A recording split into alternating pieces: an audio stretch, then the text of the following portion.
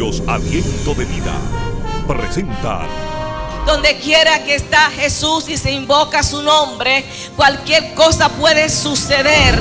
Jesucristo, para aquellos que desechan el mensaje de su palabra, se constituye en una piedra de tropiezo. Y aunque suene dura la palabra, si estás haciendo lo que a Dios le agrada, Jesucristo no va a ser una piedra de tropiezo para ti. Les habla el pastor Víctor Tiburcio. Quiero invitarles a que nos acompañen en nuestros servicios en la iglesia Aliento de Vida. Estamos ubicados en el 103-12 de Roosevelt Avenue, entre las calles 103 y 104 en Corona, Queens, New York. Allí tenemos 3 servicios cada domingo. El primero a las 10 de la mañana, el segundo a la 1:30 y el tercero a las 6 de la tarde. Usted será bienvenido juntamente con toda su familia y sabremos que será grandemente bendecido por parte del Señor. Si reside en el área de Brooklyn o sectores cercanos, estamos ubicados también en el 175 de la Quinta Avenida en Brooklyn, New York. Allí puede visitarnos a la 1:30 de la tarde en nuestro servicio. En cualquiera de los dos lugares, en el 175 de la Quinta Avenida en Brooklyn, New York, o en el 103-12 de Roosevelt Avenue, será bienvenido. Para llegar a el local que tenemos en Corona, Queens, en el 103-12, puede tomar el tren número 7 y quedarse en la estación 103 y allí encontrará la iglesia Aliento de Vida, al lado y encima de la farmacia que está allí. Bienvenido será. Usted disfruta de Aliento de Vida. Gracias al Señor por esta palabra. Yo no le estuve leyendo, sino que estaba escuchando una alabanza en estos días, donde precisamente el cantautor cristiano, por cierto, dice muchas cosas acerca de nuestro Señor Jesucristo, de cómo fue su vida, que siendo rey, el Hijo de Dios, vivió totalmente contrario a una vida de comodidades y de lujos. Y una de las cosas que dice esa alabanza es en base a lo que dice aquí, que el versículo 6 dice: bienaventurado el que no halle tropiezo en mí. Hay porciones de la Biblia que usted la va a leer y posiblemente no le venga en lo inmediato una tremenda interpretación teológica, pero usted sabe que el Espíritu Santo le está diciendo: ponle atención, estás mirando lo que dice allí, eso es contigo. Y este pasaje es maravilloso. Fíjese que es una ocasión en que Juan el Bautista, ¿quién era Juan el Bautista? El precursor de Cristo, quien anunció oficialmente, podemos decir, la venida del Mesías. Pero cuando Jesús dice estas palabras, Juan se hallaba en la cárcel. Y todo da a entender que ya habían pasado muchos días. No tenemos una cantidad exacta de días, o tal vez meses. Pero lo cierto sí que Juan estaba en la cárcel. Y estar en la cárcel, usted sabe que no es nada agradable. Y dice la palabra que él envió a sus discípulos a preguntarle: ¿eres tú aquel que había de venir o esperaremos a otro?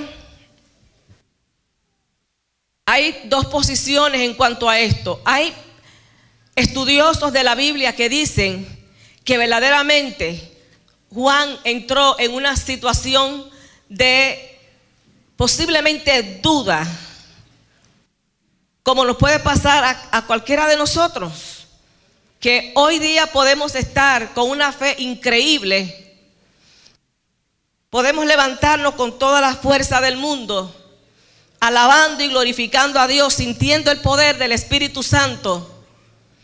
Pero otro día, por circunstancia de la vida, como que todo se va abajo, como que todo parece desvanecerse.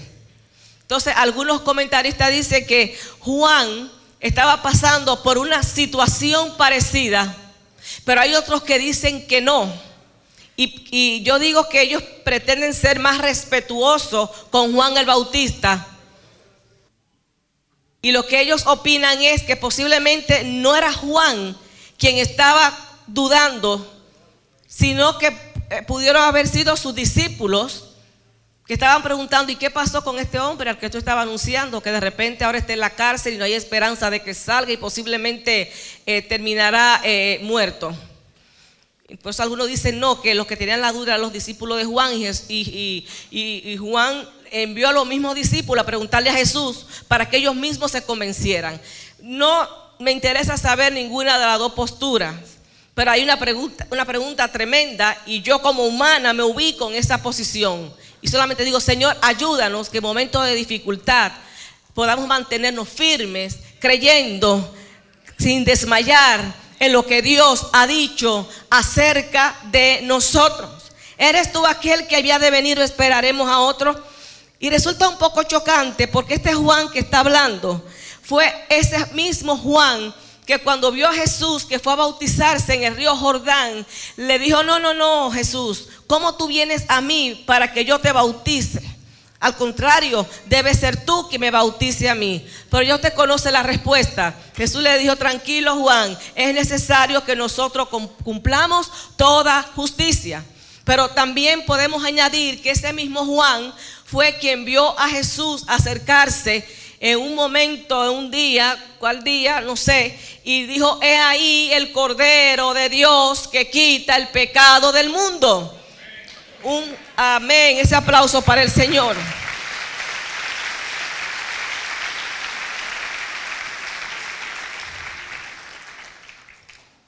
Y así sucedieron varias cosas en la vida de Juan que no daban pie, como decimos nosotros, para que él pensara estas cosas. De todas maneras, lamentablemente el pueblo de Israel no entendió la primera venida del Señor Jesucristo. Ellos esperaban que Jesucristo, el Mesías, al venir, iba a dejar resuelto de una vez por todas los problemas de tipo político de la nación. Israel estaba siendo explotado, estaba siendo abusado por el imperio romano. Estaban hartos ya de llevar este yugo. Por eso que todos estaban a la expectativa, aún el mismo Juan: qué bueno, porque el Mesías viene y nos va a librar de todo esto. Lo que no entendieron muchos de ellos para ese tiempo es que a la restauración que vino Cristo en ese entonces, antes de ser una restauración de tipo político, más bien fue una restauración dirigida al ser humano. Quiero decirle que a Dios le interesa más el ser humano, el individuo, que las estructuras. ¿Entendió lo que le dije?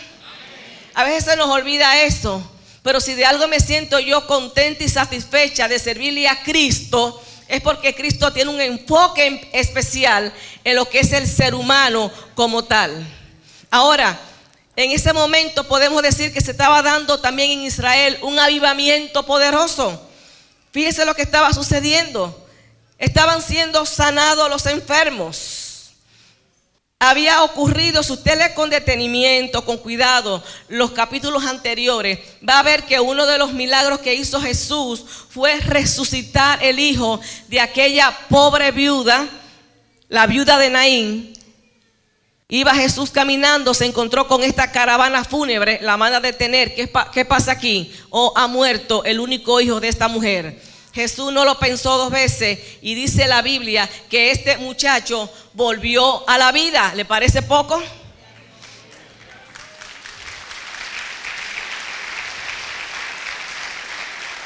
Otro milagro que se destaca es que el siervo de un centurión romano que estaba ya a punto de morir acude a Jesús, y este hombre recupera toda su salud. Gloria sea el nombre de Dios. Pero también sigue diciendo la Biblia y relatando que eran libertados todos los que tenían espíritus inmundos. Yo le puse libertados, pero realmente lo que la Biblia dice que eran sanados. Porque aquel que está con espíritu inmundo está enfermo espiritualmente. Y dice que eran sanados. Y dice también que todos querían tocar a Jesús. ¿Cuántos han tocado a Jesús?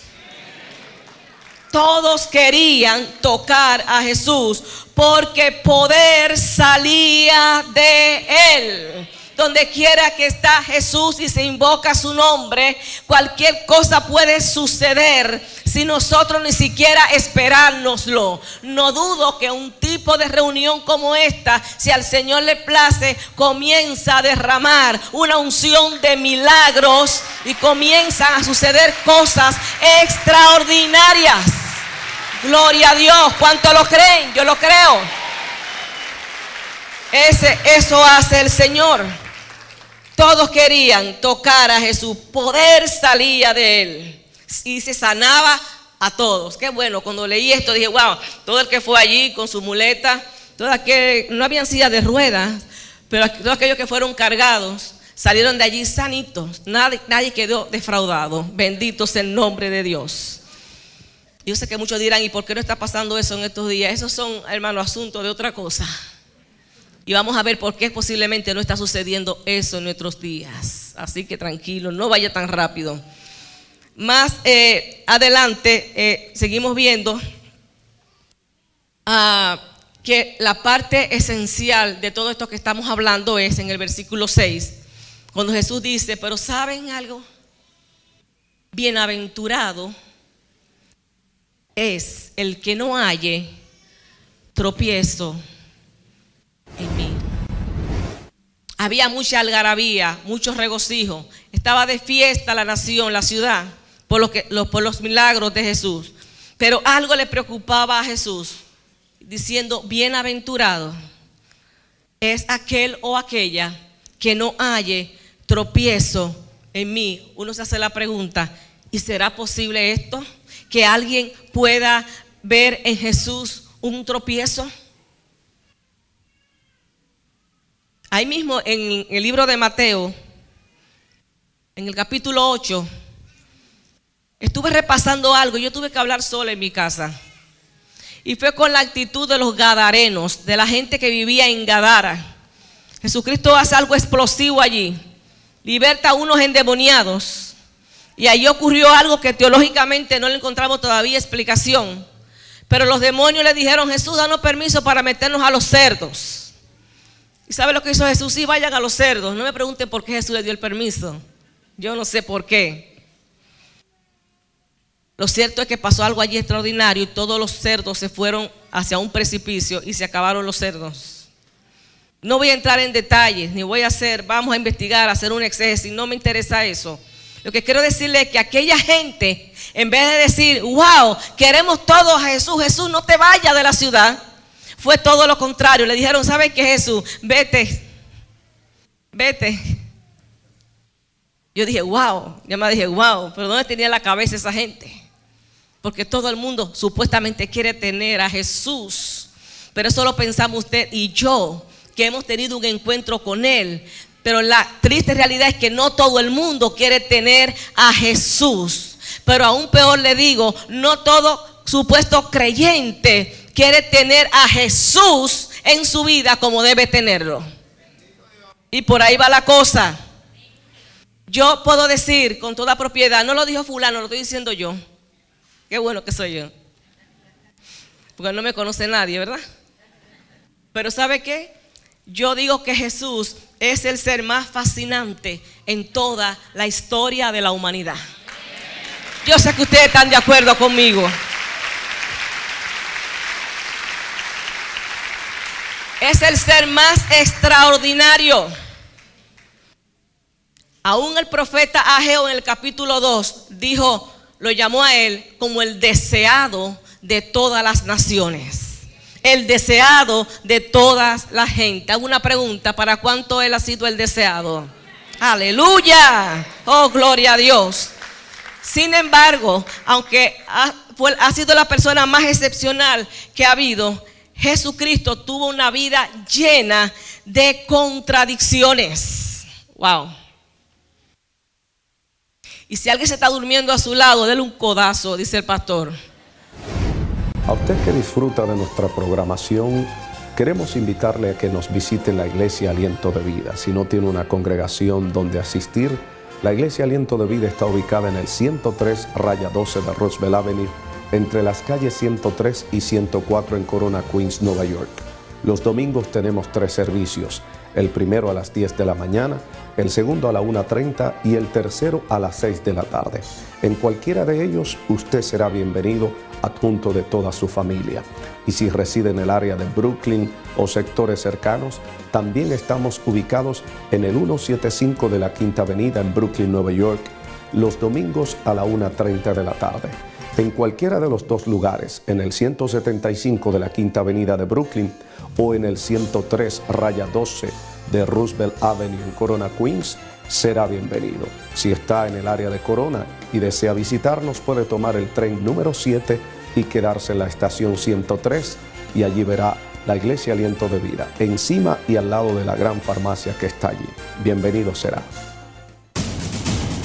Usted disfruta de Aliento de Vida. Pero ¿sabe qué me propongo? Prefiero enseñar la palabra y no gritar como un loco y no decir nada al final, o como una loca, ¿verdad? A veces se me salen los gritos porque es duro que Dios te revele algo y te quedes igualito. Pero a veces tenemos tantas emociones y tantas cosas, o buscando el trapito, el pañito para que me lo unjan y me lo bendigan. No es que esté yo en contra de todo eso, pero Dios quiere traer otras revelaciones más poderosas acerca de Él, acerca de su Hijo. Yo decía que Jesucristo tuvo una vida llena de contradicciones.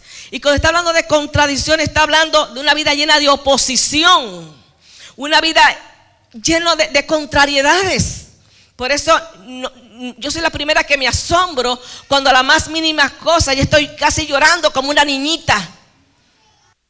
Porque nuestro Maestro, nuestro Señor, fue el primero en darnos ejemplo en que teniendo el universo a sus pies, al venir aquí a la tierra, toda su vida, desde su nacimiento hasta su muerte, fue llena de contradicciones. ¿Sabe por qué? Porque la postura recta, y quiero que me entiendan esto, la misma postura de rectitud del Señor hace que los seres humanos se escandalicen. Resulta chocante a un mundo tan disoluto, a un mundo que está con las patas hacia arriba, que haya alguien que se presente con una postura de rectitud. Por eso que Jesucristo resultaba chocante. Por eso es que Jesucristo aparentemente fue popular, pero en el momento que iba a la cruz dejó de ser popular. Porque cuando hablamos de la persona de Jesucristo, a diferencia de los otros líderes religiosos, Jesucristo no acomoda el pecado. Jesucristo no maquilla el pecado. Jesucristo no se reúne a solas con los candidatos presidenciales. A Él no le interesa nada de eso. Y eso hace que en medio de una sociedad podrida como la que estamos viviendo, alguien así todavía siga escandalizando y molestando. Estamos aquí todavía, ¿verdad? Cuando Jesús dice, bienaventurado es el que no haya tropiezo en mí, parece algo, bueno, ahora lo voy a explicar. Porque solamente en el idioma original que se escribió es que se da esta posibilidad. Porque después ni en inglés, ni en español, ni en ningún otro idioma se da. Pero en el griego, como ustedes saben, el idioma original en que se escribió el Nuevo Testamento, la palabra para tropiezo es escandalizo. Y no hay que ser muy sabio para entender que de ahí sale la palabra escandalizar. Cuando Jesucristo habla aquí de tropiezo, está hablando de escandalizar. ¿Y sabe lo que es escandalizar? Usted lo sabe. Cuando hablamos de escandalizar, está hablando de trampa. Está hablando de piedra que se pone en el camino para hacer tropezar a alguien. Habla también de estorbar. Habla de consternar. Pero también habla de irritar. ¿Qué le parece? Lo grande es que tanto la palabra tropiezo como escandalizar podemos llegar a la conclusión que significa lo mismo para los términos del Nuevo Testamento. O sea, cuando vemos todas estas cosas, entonces pasamos a otra segunda conclusión, que toda la vida de nuestro Señor Jesucristo y su ministerio fue todo el tiempo algo que escandalizó, algo que consternaba, pero todavía sigue consternando. Aún sus propios discípulos, cuando comenzaron la tarea evangelizadora, una de las cosas que llegó a decirse de ellos: estos son los que trastornan al mundo. Y parece una contradicción, porque se supone que el mensaje de Cristo sea un mensaje de esperanza y de paz. Pero hay un momento en que todo esto va a chocar con las malas actitudes del ser humano. A veces estamos en la iglesia y nos sentimos molestos con ciertas palabras que se predica aquí desde el altar. Y uno dice: pero si está hablando la palabra de Dios, está hablando la Biblia. Estamos hablando de eso. Que aunque no queramos verlo de esa manera y figurarnos a un cristico, como digo yo, ver a un Cristo chiquito, dulcísimo y osito de peluche. Tengo para decirle que Jesucristo no es un osito de peluche, no es un caramelito, no es un peluchito rosado con lacitos. Estamos hablando, mis hermanos, de cosas mayores, pero muy mayores.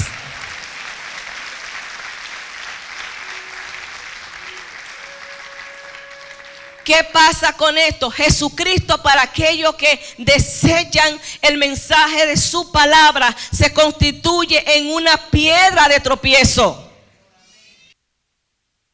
Pero aún para aquellos que pretenden permanecer en una iglesia y vivir como les parece, también Jesucristo es su piedra de tropiezo. ¿Qué les parece? Ahora, ¿qué pasa con esta piedra de tropiezo?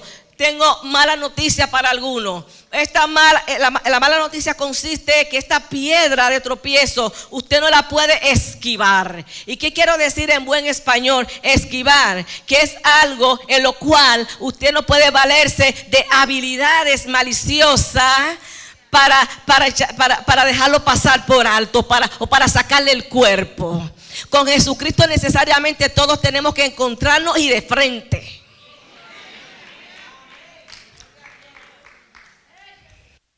Aleluya, aleluya. Yo no sé cómo usted lo puede visualizar en esta hora. Yo veo esa piedra que se pone al frente, y si yo decido caminar como me parece, yo me voy a chocar con la piedra que está ahí. No puedo pasarle por encima porque no voy a poder. Pero también dice la Biblia que si yo intento remover la piedra porque le entiendo que es una molestia para mi vida, voy a terminar desmenuzada. Una de las últimas prédicas que yo di fue acerca más o menos de esto. Yo le voy a decir algo. Siempre que tenga la oportunidad, mi tema favorito será hablar de la persona de Jesucristo. ¿Sabe por qué?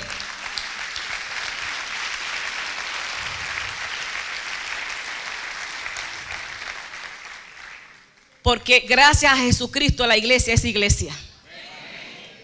Porque gracias a Jesucristo los púlpitos y los altares son engalanados. Porque gracias a Jesucristo la iglesia sigue siendo sal de la tierra. Tengamos cuidado porque están tratando de sacar a Cristo de los altares, de los púlpitos.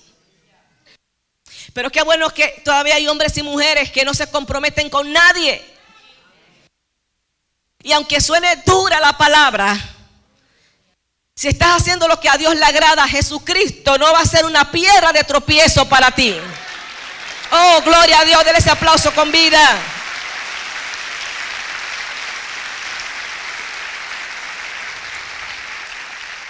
¿Cuántas veces perdemos el tiempo queriendo ser súper habilidosos y maliciosos? Creyendo que Dios no nos está mirando, que el Señor no nos está mirando. La pregunta tenemos que ir ya trabajándola en nuestra mente. Wow, entonces ¿cómo yo quiero a Jesucristo? ¿Como piedra de tropiezo? ¿O como piedra que bendice? Pero no se asuste, mi hermano, que el Señor le ama y Él es bueno. De aquí salimos bien y con vida. Más fortalecidos sí vamos a salir. Donde quiera que Cristo llegó, experimentó el menosprecio. Una de las cositas que le dijeron, por así decirlo, es que decían: ¿y de dónde saca este don nadie, este cualquiera, esta sabiduría y estos milagros? ¿Qué haríamos nosotros si nos dicen eso? En una célula. ¿Y quién es que va a dar la célula? Ese. Ay, pastora, me dijeron.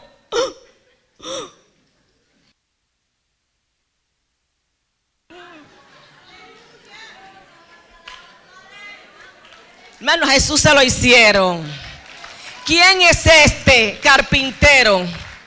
Mi hermano, lo grande es que viendo los milagros allí poderosos, eran incapaces de creer. Dice: ¿no es este el hijo del carpintero?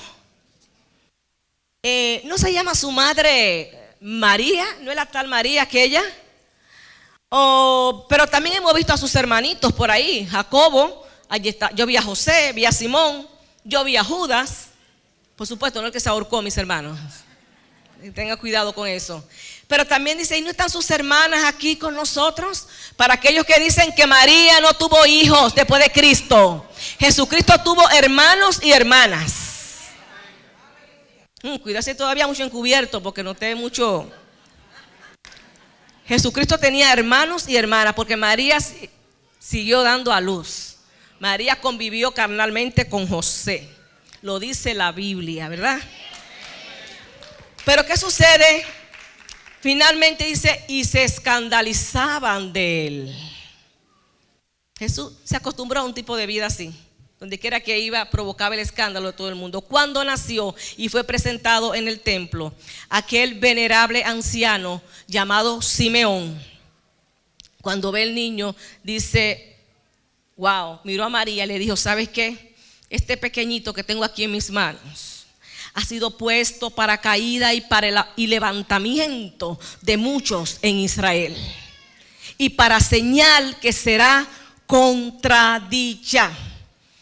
Y una espada, María, prepárate, María, porque una espada traspasará tu misma alma, para con tal de que sean revelados los pensamientos de muchos corazones. Este y todos los domingos le invitamos a participar en los servicios de la iglesia Aliento de Vida, en donde recibirá restauración para usted y toda su familia. Para más información, llámenos al 718-205-1209 o visite nuestro portal de internet www.alientodevida.org.